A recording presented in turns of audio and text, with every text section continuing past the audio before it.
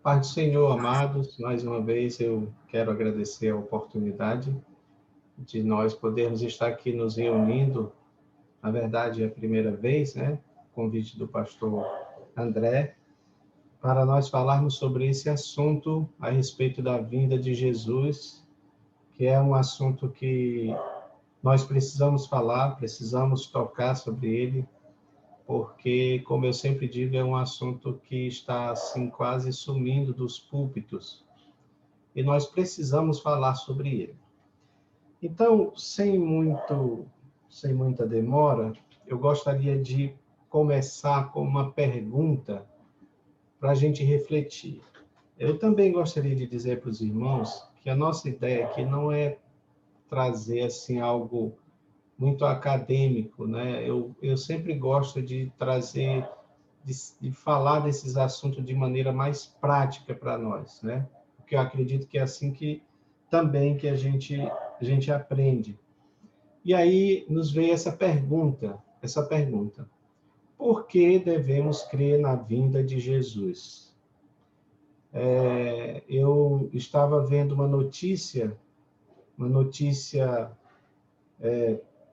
sobre crentes americanos, protestantes americanos, e eles perguntavam exatamente sobre a questão da vinda de Jesus. E essa notícia, ela falava que uma porcentagem dos crentes americanos já não acreditavam mais na vinda de Cristo, né?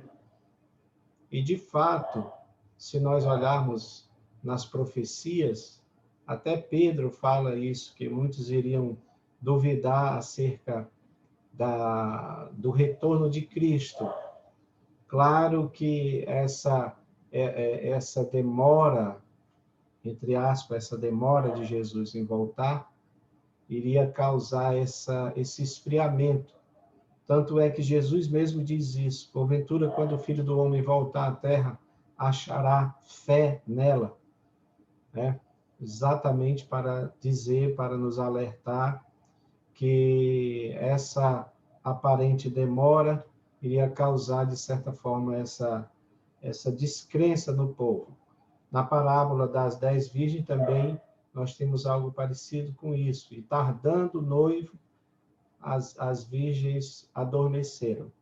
Então, de fato, esse tempo da vinda de Jesus, que nós não sabemos, não podemos precisar quando pode causar, sim, esse tipo de esfriamento na fé em relação ao evento. Mas aí a pergunta persiste: por que nós devemos acreditar na vinda de Jesus? Eu quero propor para os irmãos aqui, para nós, pelo menos 4 motivos. Esses 4 motivos eu digo que são as colunas centrais da fé cristã, as colunas inegociáveis. Inclusive, essa mensagem é algo que Deus tem proposto no meu coração, colocado no meu coração, para a gente pregar sobre isso, mesmo que se torne repetitivo, mas é algo que a gente precisa pregar sobre isso. Então, são 4 colunas, 4 verdades essenciais sobre Jesus. Nós precisamos pregar isso para o povo lá fora, para quem não é crente. Precisamos pregar sobre isso também dentro da igreja. Então, a primeira coluna está falando da encarnação de Cristo, né? Da vinda de Cristo, da kenosis, do esvaziamento de Cristo. Eu não vou entrar muito em detalhe em todas elas, porque o que importa para nós é a 4ª coluna. Então, a encarnação, o verbo se tornando carne, é importantíssimo esse ensinamento. Em seguida, a 2ª coluna, nós temos aí a morte expiatória, ou seja, Jesus nasce e Jesus vem com o objetivo morrer por todos os pecadores. Então, a cruz, a crucificação, tudo que isso implica, é importantíssimo também nós entendermos sobre esse ponto. Agora, a terceira coluna, o terceiro pilar da fé cristã, está relacionado com a ressurreição de Jesus. Ok, irmãos? Então, encarnação, morte expiatória e ressurreição de Cristo. Mas também nós temos o quarto pilar, a quarta coluna importantíssima, que é exatamente a vinda de Jesus. A vinda de Jesus, e aí, para os irmãos que também acreditam no pré-tribulacionismo, nós estamos falando da vinda de Jesus, dividida em duas partes, que é o arrebatamento e a vinda gloriosa. Tá bom? Agora, meus amados, eu quero que vocês olhem bem para essas colunas aí, para vocês verem como é importante isso. Se tirar qualquer uma delas, a mensagem de Cristo, o evangelho de Jesus não tem eficácia nenhuma eficácia. E a gente nem precisa crer no restante, se tirar uma delas. Agora, todas elas estão entrelaçadas, porque veja bem, ele nasceu, ele se tornou carne. Ele se tornou carne com um objetivo, para morrer por todos os pecadores. Aí vem a morte expiatória. Você vê que está uma coisa entrelaçada à outra. Porém, se ele continuasse morto no túmulo, o evangelho também não teria nenhum efeito. Por quê? Ele seria só mais um outro fundador de religião. Mas a morte de Cristo e a ressurreição de Jesus, na realidade, é um marco. Por quê? Porque a morte, a encarnação de Cristo e a morte de Jesus está falando da sua humanidade, do ser humano de Jesus, da parte humana de Jesus. Porém, quando fala da ressurreição, aí você já tem uma virada. Por quê? Porque a ressurreição prova, de maneira assim, incontestável, a divindade de Jesus. Agora, escute aí, olha. Ele veio, ele morreu, ele ressuscitou. O que é que nos dá respaldo para nós crermos que ele vai voltar? Que é exatamente o quarto pilar. Então, quando a gente olha para trás, a gente vê que houve um personagem, que é Jesus, a história confirma isso, né? Ele veio, esse mesmo personagem morreu na crucificação, morte por crucificação, mas esse mesmo personagem também ressuscitou, que essa doutrina da ressurreição de Jesus, ela é muito combatida, principalmente pelos céticos e pelos cristãos chamados liberais, né? Os cristãos liberais já não acreditam mais na ressurreição de Jesus. Agora, irmãos, a verdade é que se Jesus não ressuscitasse, não tivesse ressuscitado, nós não teríamos nenhum motivo para acreditar na vinda do Senhor. Porém, se de fato ele veio, ele encarnou, se de fato ele morreu, se de fato ele ressuscitou, como nós acreditamos que ele ressuscitou, e os discípulos, aqueles discípulos de Jesus, eles tiveram mortes terríveis para reafirmar, para confirmar que Jesus foi quem ele disse que era o Filho de Deus, que ele veio encarnado, que ele morreu na morte expiatória, que ele ressuscitou e que todos eles viram Jesus ressuscitado. A Bíblia diz que 500 irmãos viram Jesus depois da sua ressurreição. Então, isso significa, se todas essas colunas aconteceram de fato em relação a Jesus, se são verdades essenciais que a gente não pode negociar essas verdades, então nós temos mais do que motivos para crer que Jesus também voltará. Então, essa quarta coluna é a que nós vamos nos prender mais a ela. Isso aqui é só para mostrar para os irmãos que, de fato, nós temos motivo para acreditar na vinda de Jesus, tá bom? E aí, eu sugiro que os irmãos possam fazer um estudo mais apurado sobre isso, porque eu acredito, irmãos, que a gente precisa entrelaçar essas doutrinas essenciais a respeito de Jesus. Não podemos acreditar em uma e desacreditar em outra. Elas são essenciais. Por isso que eu estou dizendo que a vinda de Jesus está incluído nessas, né? Então, não tem motivo para nós não acreditarmos que Jesus não virá.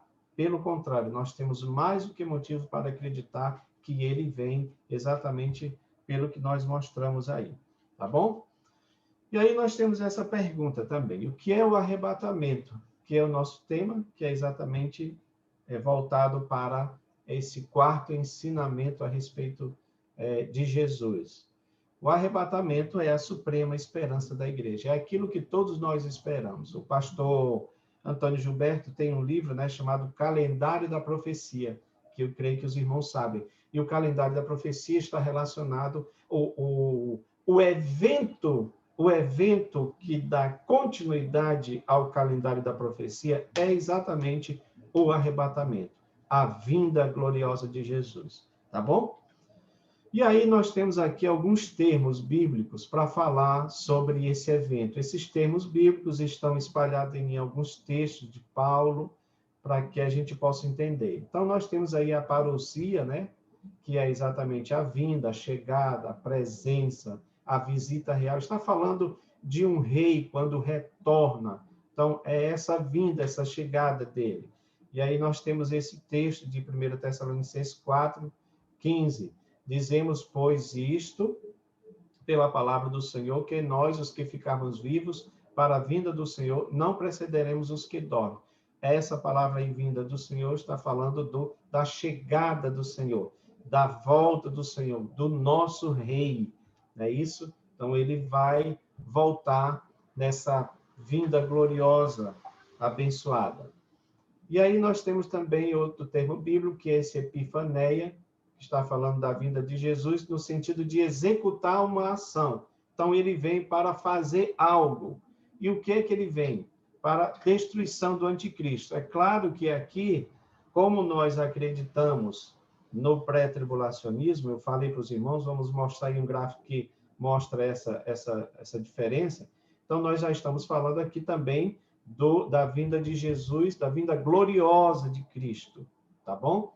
E o texto de Tessalonicenses fala sobre isso. Então, será revelado o perverso, a quem o Senhor matará com o sopro da sua boca e destruirá pela manifestação da sua vinda.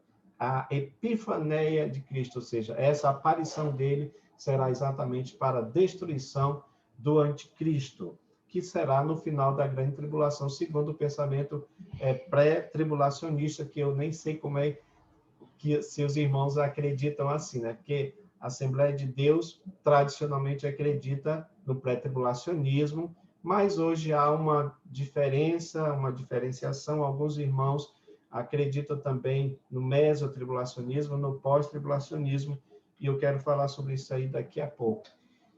Outra palavra também é revelação. Revelação.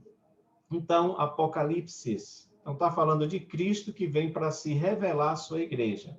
1 Coríntios 1, 7. De modo que não lhes falta nenhum dom espiritual, enquanto vocês aguardam que o nosso Senhor Jesus seja revelado. Então, essa revelação, irmãos, está relacionada com algo que está descoberto, tá bom? É um descortinar. Então, o Apocalipse é um descortinar. Tanto é que o texto lá de Apocalipse começa falando sobre isso. Revelação de Jesus Cristo. Descortinar de Jesus Cristo. Então, tem algumas coisas que estão ocultas, que nós só sabemos pelo que está escrito, mas não sabemos como vai acontecer. Então, o Apocalipse mostra esse descortinar, tá bom? Da revelação de Jesus Cristo. Então, a vinda de Jesus é esse descortinamento das coisas que vão acontecer, que isso está mais ou menos atrelado com aquela ideia do livro do pastor Antônio Gilberto, quando fala do calendário da profecia, tá bom? E aí nós temos esse outro termo, o árpazo, que significa arrancar, tirar com força. Ele foi usado no texto lá de Atos 8:34, né? Quando está falando da vinda de Filipe de Gaza para Cesareia, tá? Então, o texto diz assim: quando sair da água, o Espírito do Senhor arrebatou Filipe repentinamente.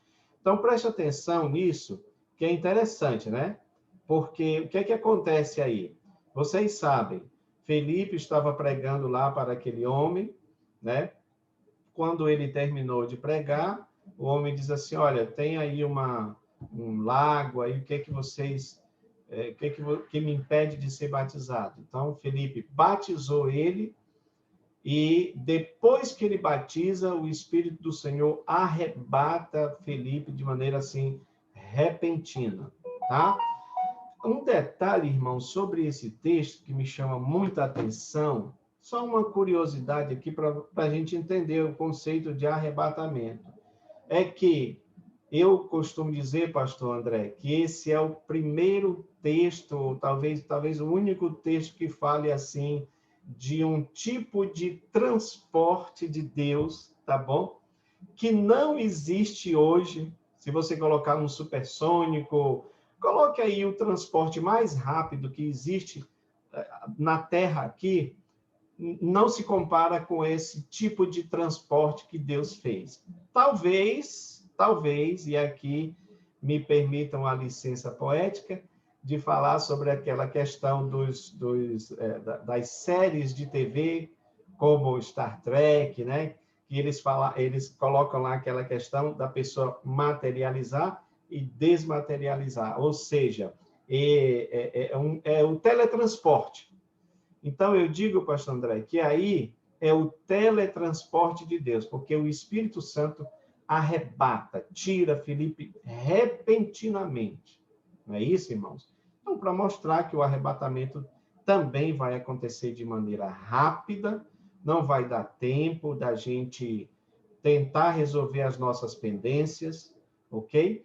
E aí, essa mesma expressão árpazo também foi utilizada ali em 2 Coríntios, quando diz Paulo que foi arrebatado ao terceiro céu. Vocês todos conhecem isso daí. Bom, irmãos, essa palavra é só para dizer que o arrebatamento vai ser rápido, vai ser muito rápido, tá bom?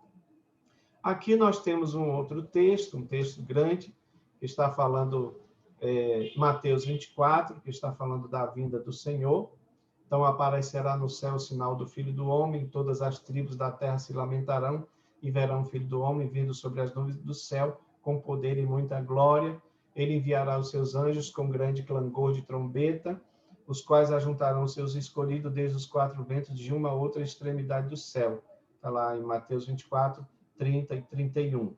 Ressaltando novamente que aqui está falando da vinda gloriosa do Senhor Jesus, tá bom? Para aqueles que acreditam no pré-tribulacionismo, né? Onde a vida de Jesus está dividida em 2 partes. Eu não sei qual é o pensamento dos irmãos, se vocês acreditam assim ou se acreditam diferente.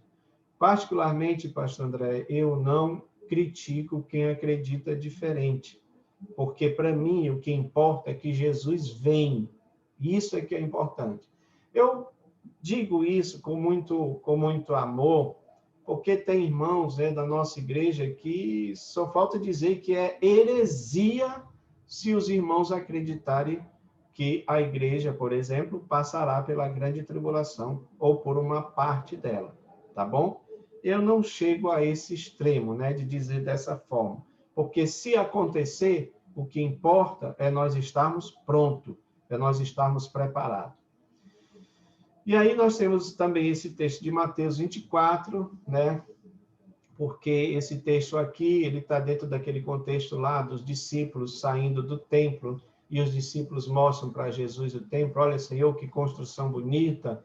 E aí Jesus disse: vocês estão vendo tudo isso aí, não vai ficar pedra sobre pedra que não seja derribada, né? Jesus estava falando do que iria acontecer lá no ano 70, quando o general romano Tito iria invadir Jerusalém e iria devastar tudo ali, aquele templo que eles achavam que era a coisa mais linda do mundo, né? E é claro que isso aí foi um motivo para o qual os discípulos começam a fazer essas perguntas. Então, eles saíram dali e os discípulos começaram a perguntar: dize, Senhor, quando serão essas coisas? Que sinal haverá da tua vinda e do fim do mundo? E Jesus respondendo disse: acautelai-vos que ninguém vos engane, porque virão muitos em meu nome dizendo: eu sou o Cristo, e enganarão a muitos. E ouvireis de guerras e rumores de guerras. e olhai, não vos assustei, porque é mister que tudo isso aconteça, mas ainda não é o fim. Aí ele diz, portanto, se levantará nação contra nação, reino contra reino, haverá fomes e pestes e terremotos em vários lugares. Então, esse aí é o sermão escatológico de Jesus a respeito da sua vinda. Note que ele faz, a pergunta do discípulo é quando, né? Quando serão essas coisas? Então, eles estão preocupados aqui, meus irmãos, na questão do tempo. Qual é o tempo que vai acontecer essas coisas? E quais são os sinais? Jesus não responde a primeira pergunta em relação ao tempo, porque Jesus não está preocupado com o tempo. Aqui eu quero dizer para vocês que é importante a gente dizer isso, porque tem gente aí, pessoas que tentam marcar a data da vinda do Senhor Jesus. Muitas seitas fizeram isso, e pessoas também ligadas às nossas igrejas, as igrejas evangélicas, pentecostais, já tentaram fazer isso. Não adianta marcar a data da vinda do Senhor Jesus, porque Jesus não está interessado em tempo. Essa mesma pergunta, esse mesmo quando, aí aparece lá em Atos capítulo 1, eles perguntam, Senhor, quando é que tu vais restaurar o reino a Israel? Ou seja, quando é que tu vens como aquele Messias poderoso, né, para implantar o teu reino, para devolver o reino a Israel? E Jesus disse, isso não compete a vocês, mas vocês receberão poder. Aí é quando ele vai falar da vinda do Espírito Santo. Porque Jesus não está interessado no tempo, no quando. Ele está interessado no como. Como é que nós vamos estar quando ele voltar? Isso é que é mais interessante. Irmãos, isso aqui é importantíssimo a gente falar sobre isso, tá bom? Porque tem gente marcando a data da volta de Jesus e você não tem nada disso na Bíblia. Não tem uma data específica. Não existe uma data específica. Porque, de novo, Jesus está mais preocupado no como nós vamos estar. Se nós vamos estar. Se vamos estar esperando, se vamos estar com fé, acreditando que ele realmente vem, tá bom? Mas a segunda pergunta ele responde, que é exatamente os sinais. Ele vai falando 2 sinais. E aí, eu estava dizendo para o pastor André que esse esboçozinho aí foi retirado de uma das nossas revistas da Escola Dominical, quando ele faz uma separação dos sinais da vinda de Jesus. Aí o autor separou esses sinais, assim, olha, por esses temas. Então, sinais religiosos, sinais sociais, sinais políticos e sinais naturais. A gente vai falar sobre esses sinais, tá bom? Só que antes dele, eu queria que vocês olhassem para esse gráfico aí, irmãos, que a gente fez. É esse gráfico que eu digo para os irmãos que está falando da vinda de Jesus em 2 fases. Esse gráfico, ele é um gráfico pré-tribulacionista, tá bom? Então, de um lado aqui, a gente tem as divisões dos sinais do arrebatamento, que é o que a gente vai falar daqui a pouco, já está ali de maneira bem pequenina, né? Mas a gente vai falar de maneira mais ampla. Então, nós temos primeiramente os sinais, que foi o que Jesus falou. E aí, esses sinais, eles antecedem o arrebatamento. Nessa segunda parte, onde tem essas 2 colunas, vocês estão vendo, então o arrebatamento ele está em 2 fases, né? Primeira fase, a vinda de Jesus está em 2 fases. Primeira fase é arrebatamento e a segunda fase é a vinda gloriosa, tá bom? O arrebatamento, a vinda gloriosa, desde lá do Antigo Testamento, ele é chamado de dia da ira, dia da vingança do nosso Deus, dia de juízo, dia de densas trevas, dia do Senhor, tá bom?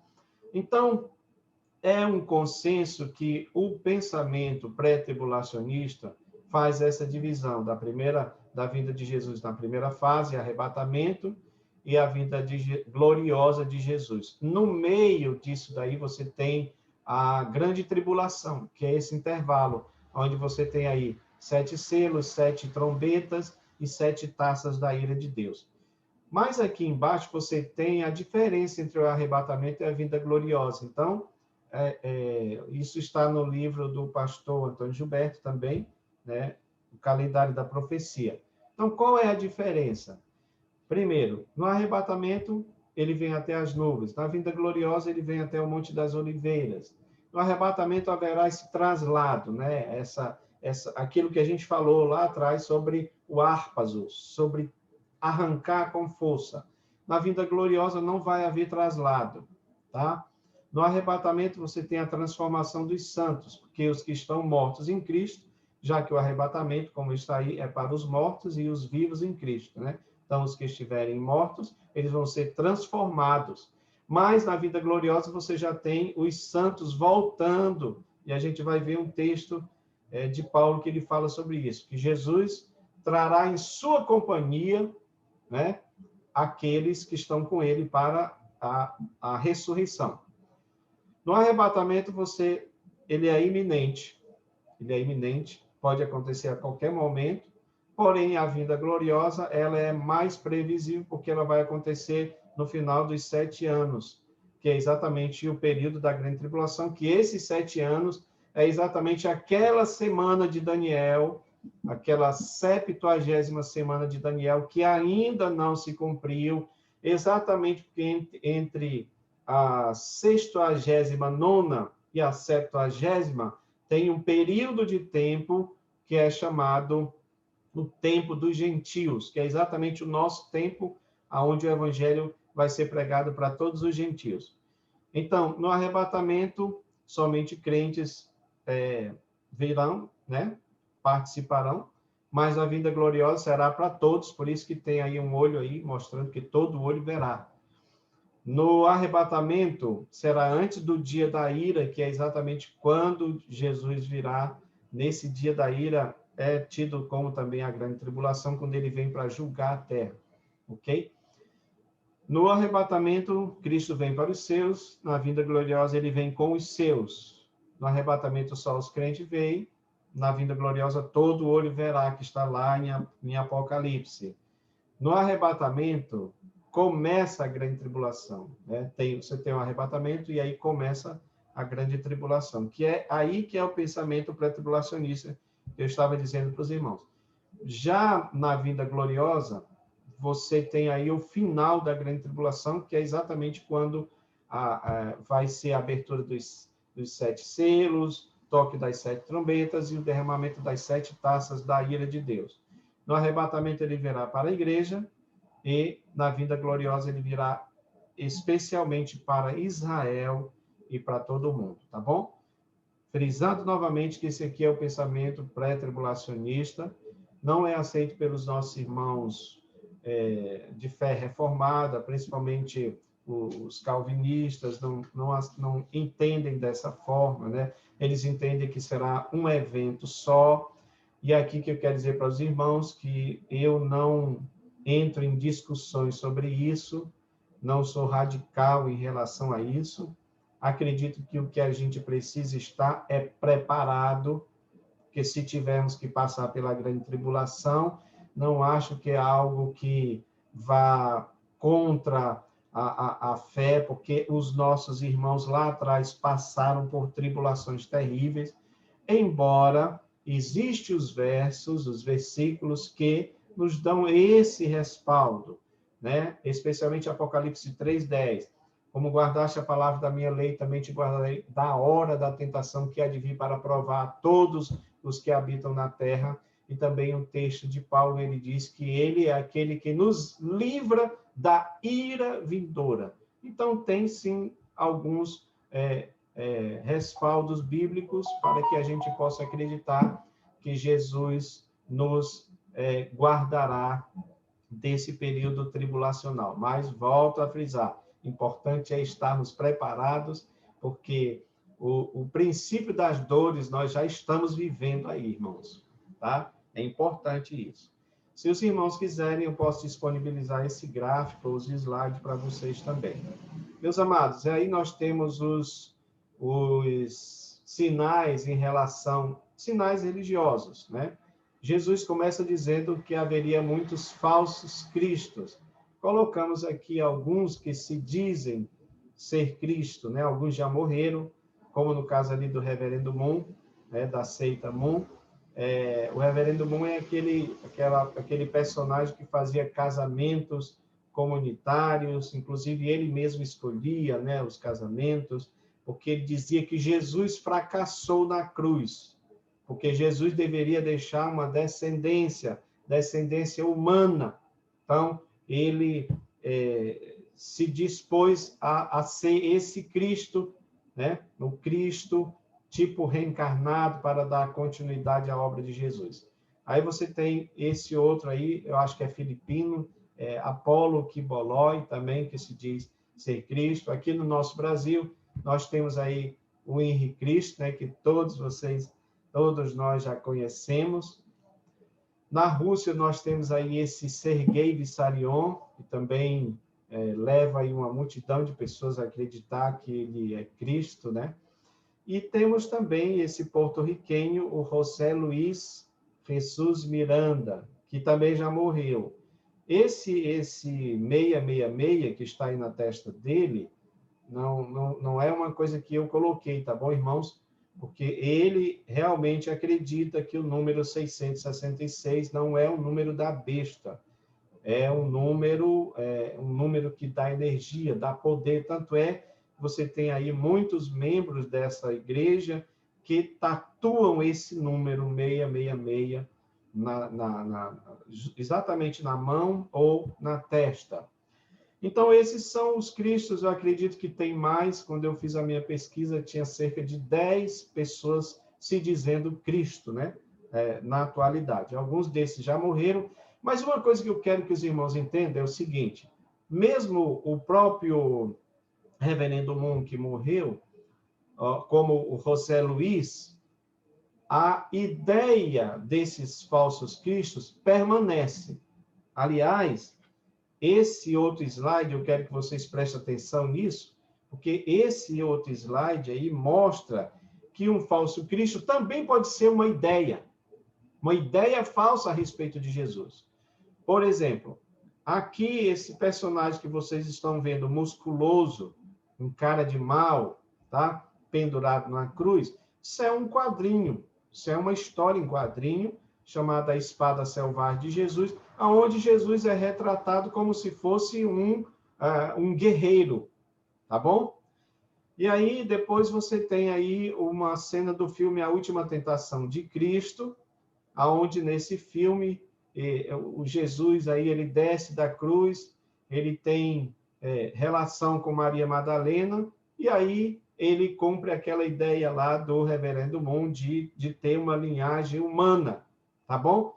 Esse mesmo conceito, essa mesma ideia vai lá também, serve de fonte de inspiração para o Código da Vinci de Dan Brown, onde ele fala disso, que Jesus também teria deixado uma descendência. Inclusive, essa personagem que vocês estão vendo aí, do lado do personagem principal, do Tom Hanks, essa personagem, lá no filme, seria a descendente de Jesus. Tá bom? O que é que eu quero dizer com isso, que deve ficar claro na nossa mente? Isto está relacionado à ideia que as pessoas têm sobre Jesus. E aí, todos vocês, os irmãos que pregam, precisam falar do Jesus verdadeiro. Porque a pergunta que Jesus fez há mais de 2000 anos atrás foi: o que é que os homens estão dizendo que eu sou? Aí, os discípulos disseram: olha, um diz que tu és Elias, outro diz que tu és um dos profetas. Mas, irmãos, essa pergunta, ela reverbera até os nossos dias atuais, tá bom?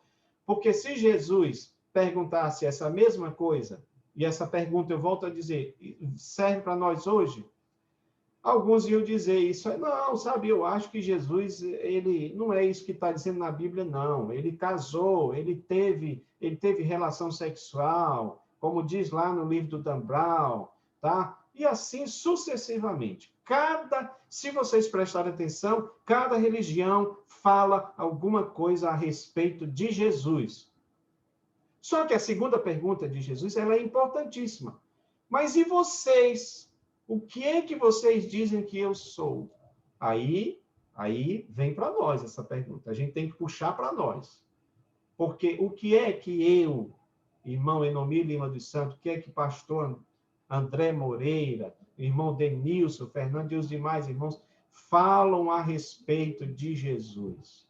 A resposta de Pedro foi: tu és o Cristo, o Filho do Deus vivo. Jesus elogiou Pedro, porque ele disse que não foi carne e sangue que revelou, mas o Pai que está no céu. Ou seja, nós então precisamos pregar Cristo do jeito que ele está nas Escrituras Sagradas.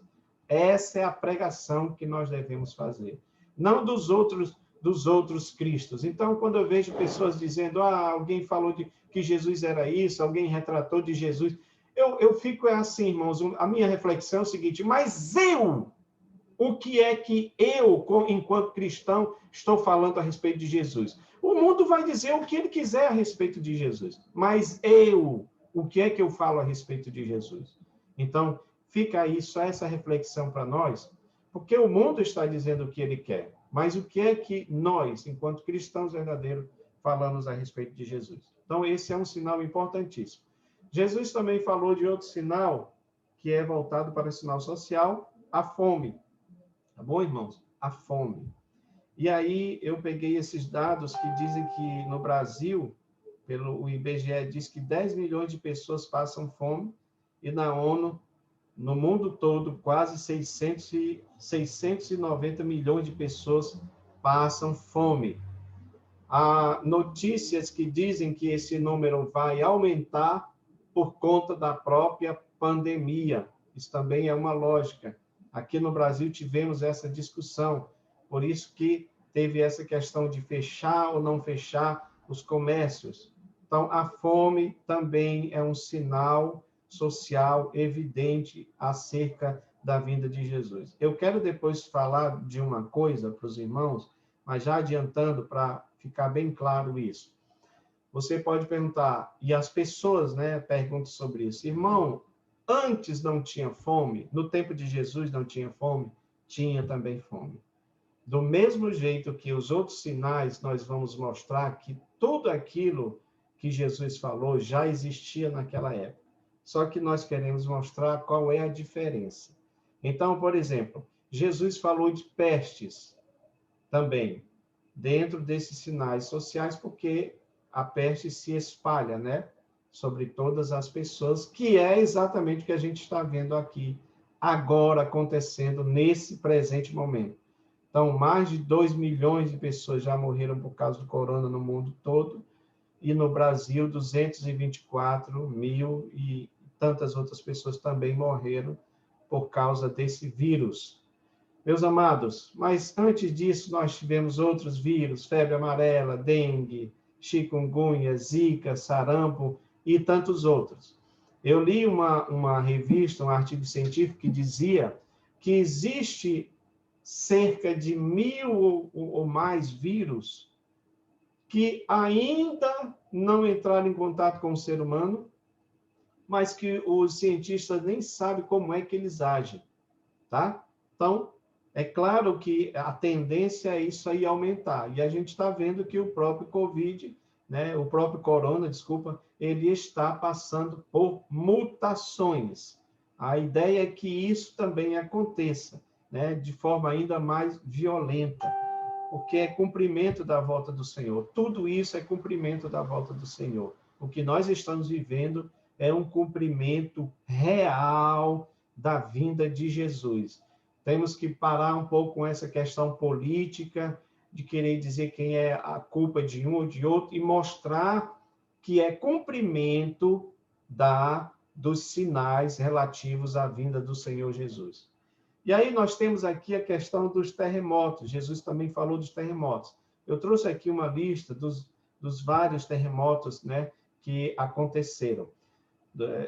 Desde 1906 até 2005, aquele na Indonésia, que matou milhares de pessoas, por causa das tsunamis que ocorreram, devido ao terremoto.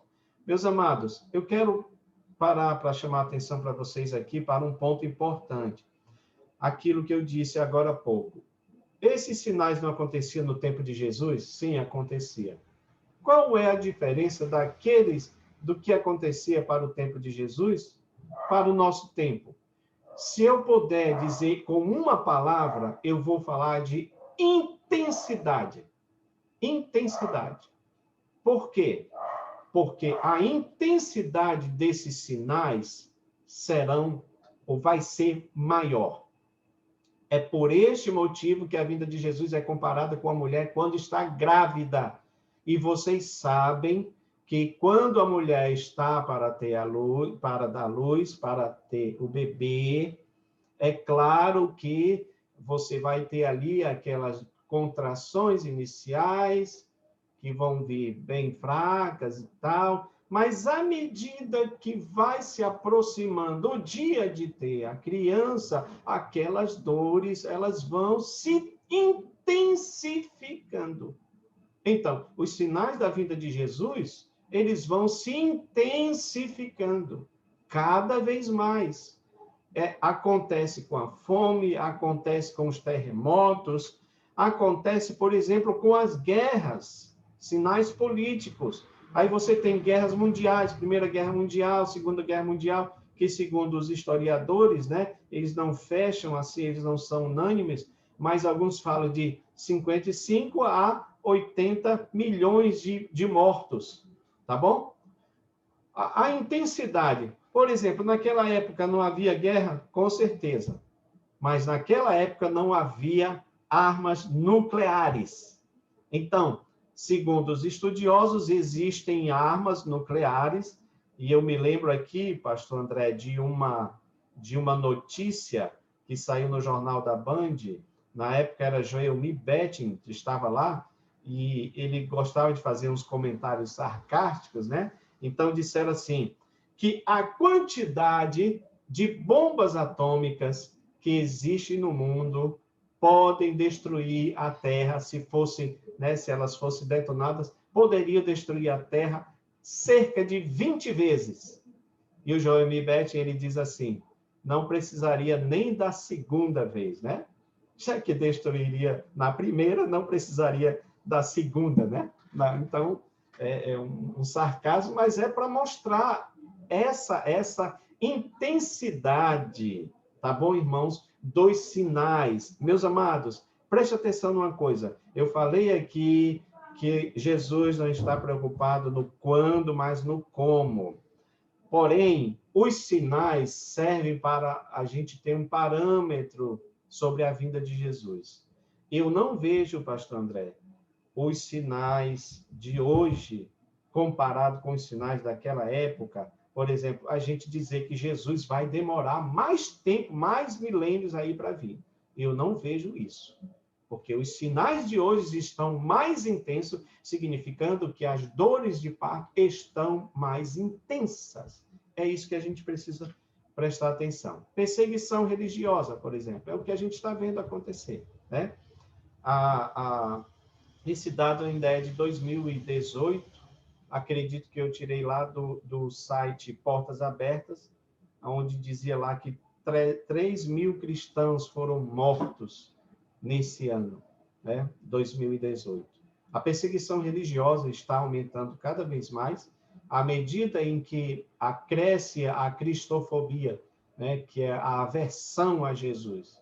Então, vai aumentando cada vez mais a perseguição religiosa como sinal da vinda de Jesus. Esfriamento do amor também é um outro sinal que Jesus falou, né? Por se multiplicar a iniquidade, o amor de muitos esfriará. Irmãos, esfriando o amor, aumenta a violência, porque o homem, a tendência do homem é se embrutecer. Então, eu coloquei aqui algumas categorias da violência. Violência autodirigida, está relacionado com as pessoas que tiram a vida, e nós temos aí, né, relatos de suicídio até entre pastores, né, aumentando o número de pastores que se suicidam, que tiram suas vidas. Violência interpessoal, ou seja, violência familiar, violência coletiva, urbana, né? É o que a gente está vendo acontecer, além dos atos de violência, atos físicos, sexuais, psicológicos e também emocionais. O esfriamento do amor. Nós precisamos atentar para isto. Eu quero só dar uma coisa aqui, falar uma coisa sobre esse sinal. Porque é comum a gente ouvir as pessoas dizerem assim, olha, irmão, isso tem que se cumprir, é o esfriamento do amor, o amor vai se esfriar. Eu quero te dizer, irmão, que Jesus falou isso não como mandamento, não como prescrição. Jesus falou isso como algo que iria acontecer, só que não é obrigado a acontecer e não é para acontecer. Pelo menos entre cristãos não é para acontecer. Porque a Bíblia diz que há três: a fé, a esperança e o amor, e o maior deles é o amor. Se esfriar o amor do cristão, acaba tudo. Não tem mais cristianismo, não tem mais nada. Não tem mais vida cristã. Se esfriar o amor, que é o dom maior, que é o dom excelente, que a gente aprende na palavra de Deus, acabou tudo, irmãos.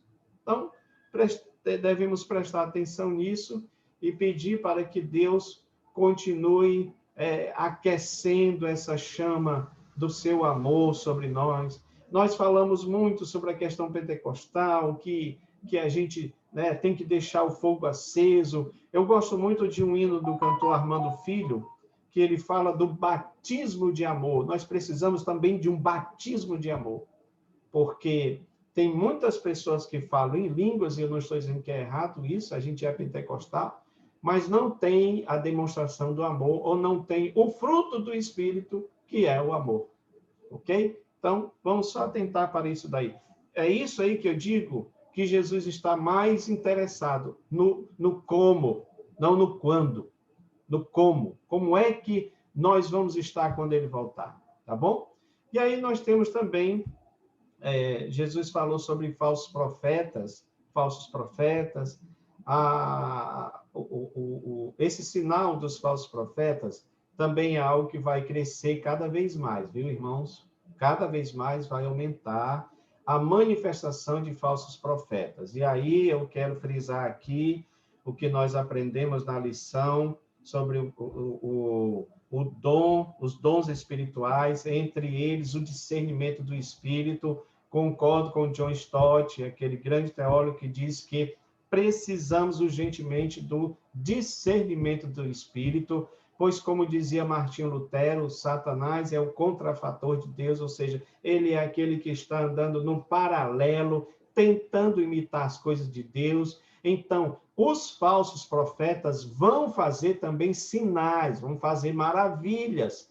Tanto é que a Bíblia diz que, se possível fosse, enganaria até os escolhidos, e às vezes a gente tem que falar sobre isso, porque tem irmãos que dizem, olha, os falsos profetas vão enganar até os escolhidos, e não é verdade. Jesus estava dizendo que os sinais que eles vão fazer são tão fortes que, se fosse possível, enganaria até os escolhidos.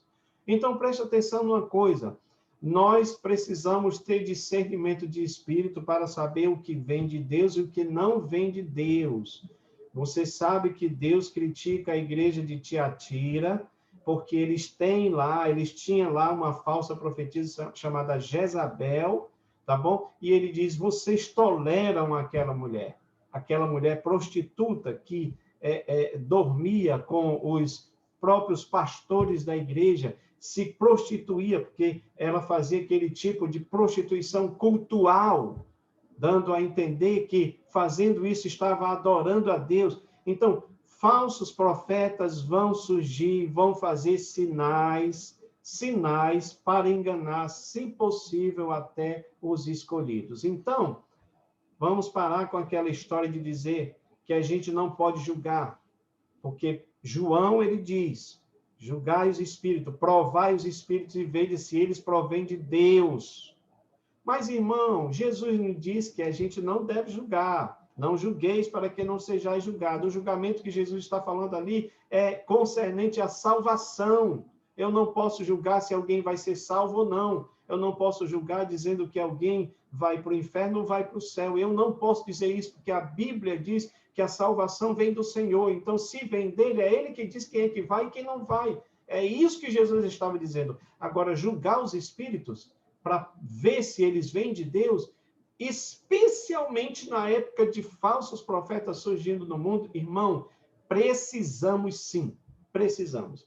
Eles vão aumentar. Lembra que nós estamos falando aqui da intensidade, tá bom? Dos falsos profetas. Outro sinal importante é o nascimento da figueira, que está relacionado com Israel, tá bom? Israel é um sinal, alguns chamam de relógio de Deus, porque Jesus diz assim, ó, olhai para a figueira. Então, olhar para a figueira é olhar para o que está acontecendo em Israel.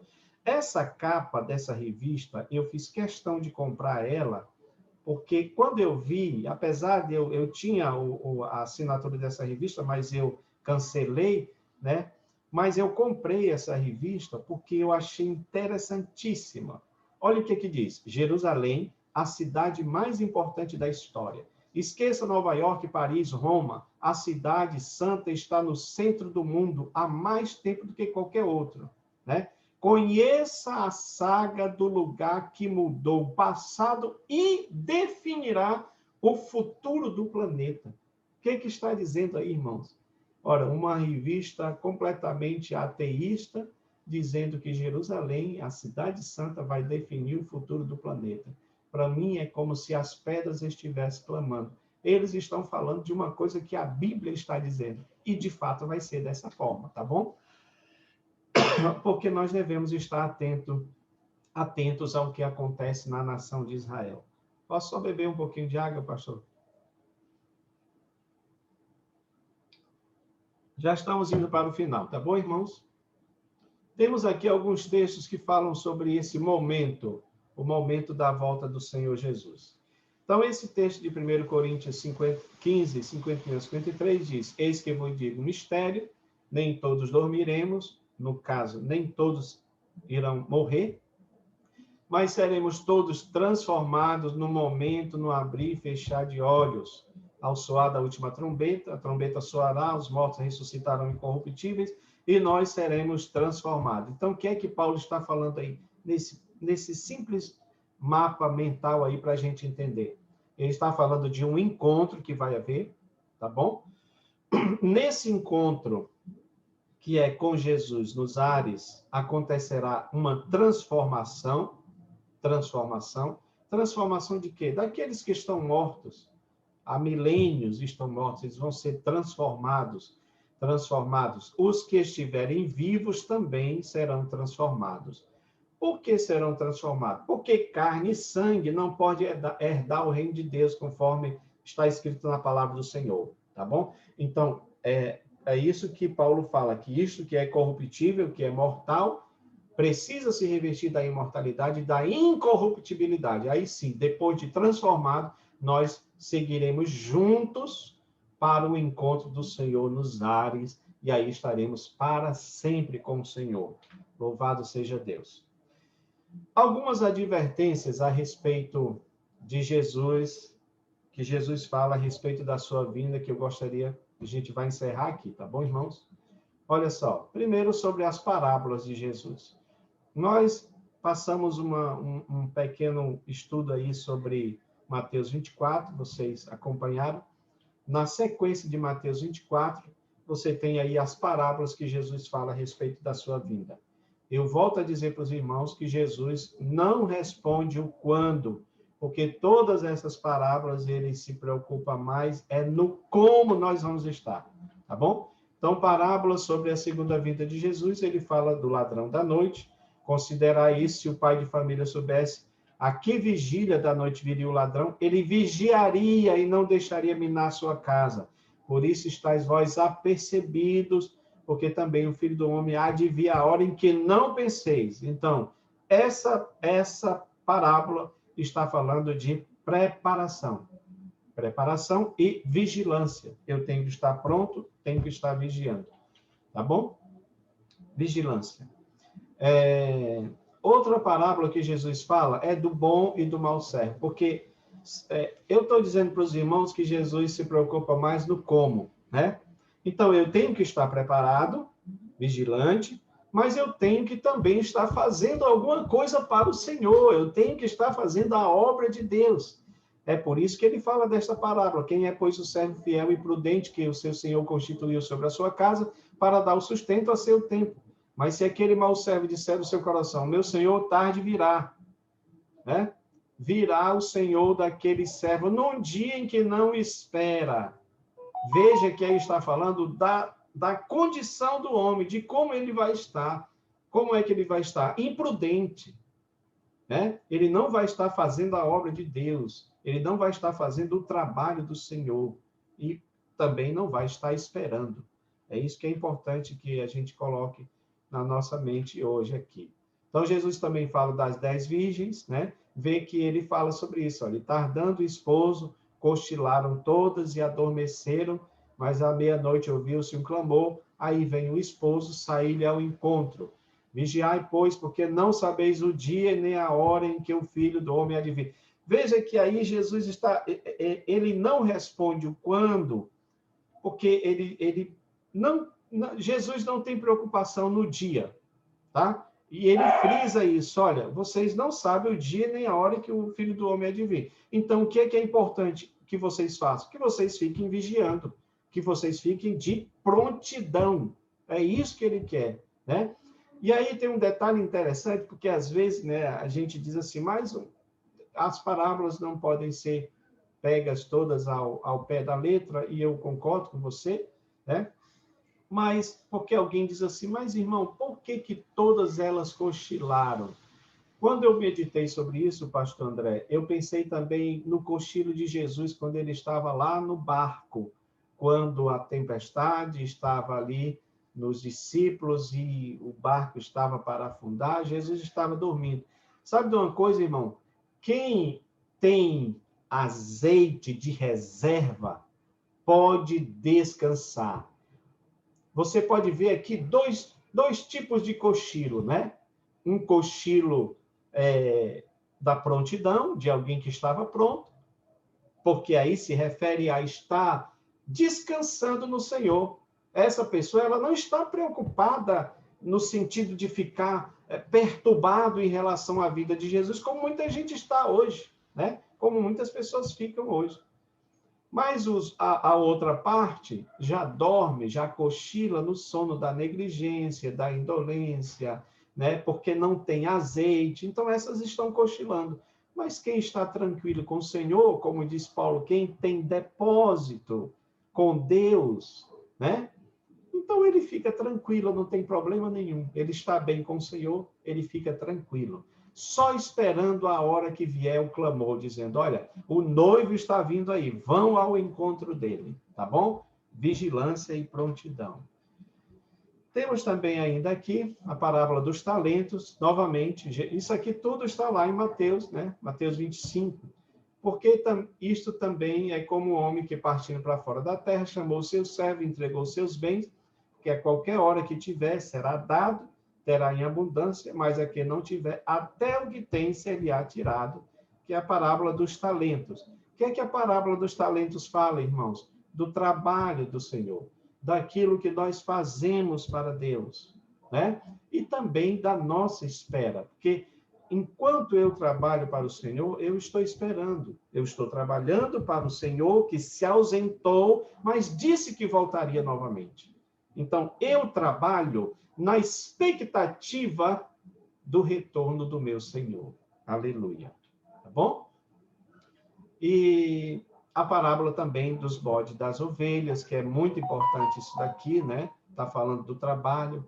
Quando o Filho do Homem vier em sua glória e todos os seus santos com ele se assentará no trono da sua glória e todas as nações serão reunidas, apartará um dos outros, como o pastor aparta o bode das ovelhas. Aí está falando do trabalho. Vocês sabem, esse texto também é muito interessante. Tive fome, me deste comer, tive sede, me deste beber. Ou seja, é aquilo que eu estou fazendo para o reino de Deus, para o trabalho do Senhor. Eu estou trabalhando enquanto eu espero o Senhor da Seara voltar. Tá bom? Agora, meus amados, para a gente encerrar, qual é a nossa atitude diante de tudo isso? Né?